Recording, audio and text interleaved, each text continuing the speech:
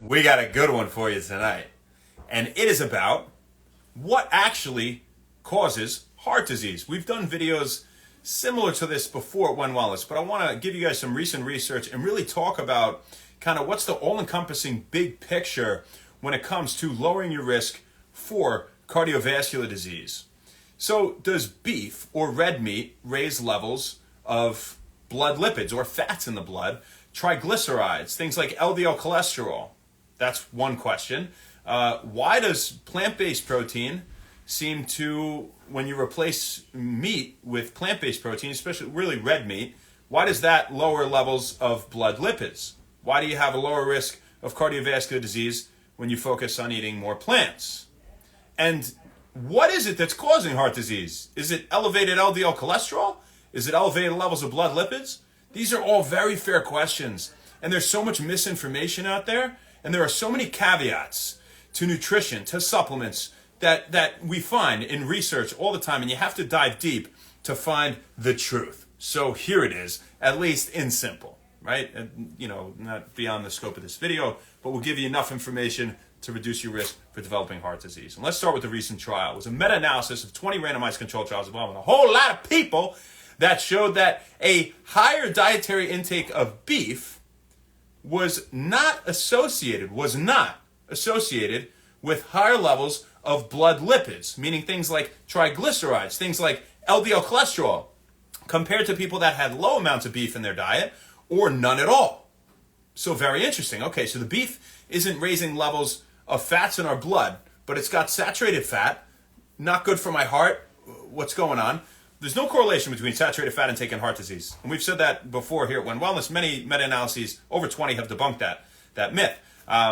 But what about the LDL cholesterol here, right? And there were higher levels of LDL, the red meat, but it was very minuscule, negligible, clinically insignificant, the amount that it was elevated. So really no major effect there. Now, it should be said, on the other hand, that research has shown, as aforementioned, that by replacing red meat with plant-based protein, you can lower levels of blood lipids.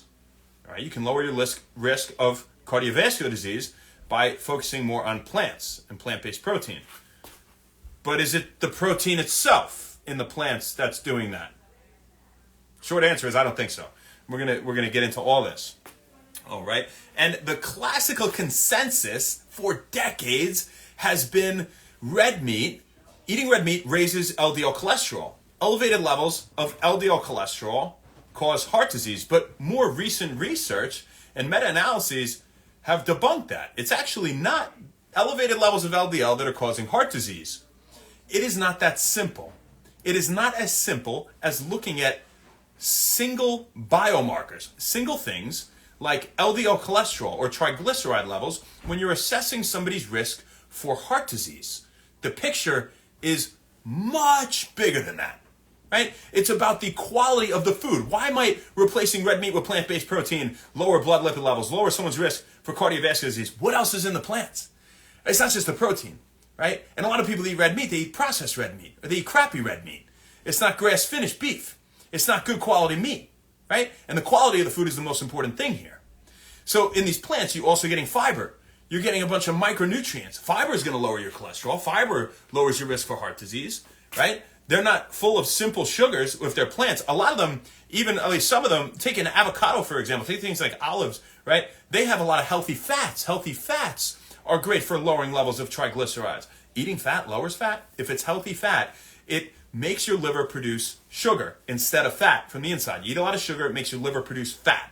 Right? That's what we don't want. That's why people that have high simple carbohydrate diets, they produce a lot of fat from the inside, or the simple carbs that they can't use for energy, they store as fat, is converted over, right? That's why they get fat, right? Even though they're not eating fat. So the issue is not having the healthy fats in terms of raising fats in your blood, which you see in a lot of plant sources. So they have some good things going for them, these plant sources of protein, aside from the protein. And if you're looking at just the protein is actually inferior to the protein that you find in animal sources, right? So it's definitely not that simple. Quite the contrary. It's worse, like I said, because you don't absorb it as well, plant-based protein, as you do animal protein, right? These from good quality meat.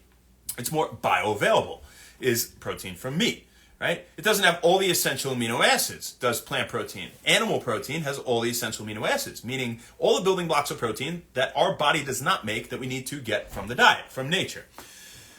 So LDL cholesterol doesn't raise heart disease. Red meat does not elevate levels of blood lipids.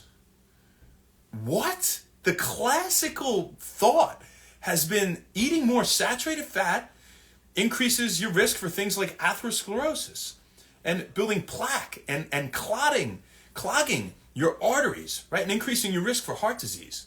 But again, it's the quality of the food and it's what else you do. So in simple, how do you lower your risk for heart disease? Well, like I said, the picture is much bigger than looking at things like LDL cholesterol, triglyceride levels. You want to exercise, especially aerobic exercise. You got to get moving. Make those arteries nice and patent. Make the blood shoot through them like a hose, right? Get your heart rate up every now and then. It's healthy. Movement is medicine for your skeleton, for your muscles, for your brain, for your body, also for your heart, right? And so movement. Lose weight, and more specifically, lose fat. Losing body fat, right? So maybe lowering insulin levels could be helpful, right? Having more protein, having more fiber, more healthy fats, less refined carbohydrates, exercise, intermittent fasting. All things like this can improve heart health, can help to lower insulin levels, can help to lower your fat production in the body from the inside, help lower levels of blood lipids, okay? And can help to lower your cholesterol too, if that's what you're worried about. But again, we're more worried about the all-encompassing story here, the big picture of lowering your risk for heart disease. Avoid sugar. Avoid added sugars especially. Now, if you're having sugar in things that also have fiber, well, that's different. You're going to process that sugar differently. You're going to process it slower. The fiber makes you absorb it slower, creates a gel-like substance, the soluble fiber, meaning the type of fiber that our gut bacteria can eat, right? And then they make things that control our metabolism, and our immune function, our appetite, and fat storage, and that's a whole nother video, right? But fiber is good for a lot of reasons. So you're getting fiber in these foods that you're also getting sugar, like we've said here many times at One Wellness, but we'll beat it into your head so you take it home to the bank with you, so you actually do it, right?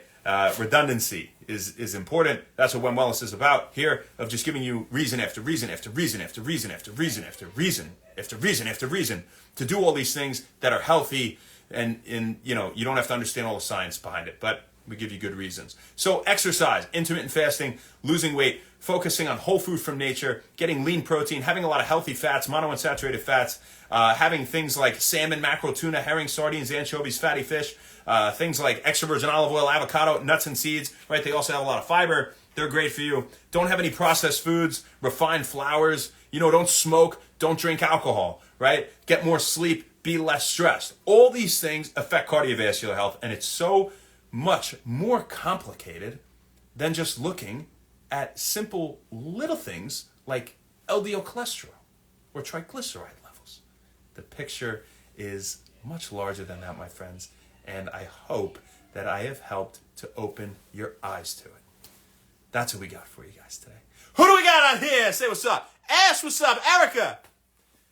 Inez. SBU bowling, all right. 300. You guys bowl 300s out there? You guys really good? I bowled 300 on Wii. Actually, I feel like I did once. I don't do that consistently. Kennedy, I don't play Wii enough to do that anyway to get that good. That's for now. So we got for you, folks. We'll see you tomorrow, baby. Not sure where, not sure when, but we'll see you then. Have an amazing rest of your night. Thank you very much. Happy One Wellness. See you later.